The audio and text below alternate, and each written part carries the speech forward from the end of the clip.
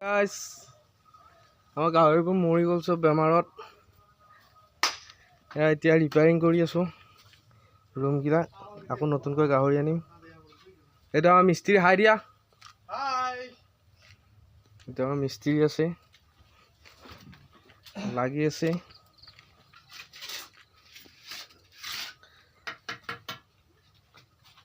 হাই দিয়া মুখখন দেখাই দিয়া। এইটো গঁৰালটো এইবাৰ প্লাষ্টাৰ কৰিম, নহ'লে ইটাগিলা ভাঙি দেই গাহৰিয়ে উঠি খেতি লগাই দিছোঁ গাইছ। বাঙনা আছে, মূলা আছে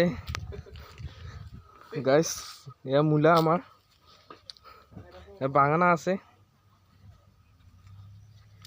লাই শাক আছে।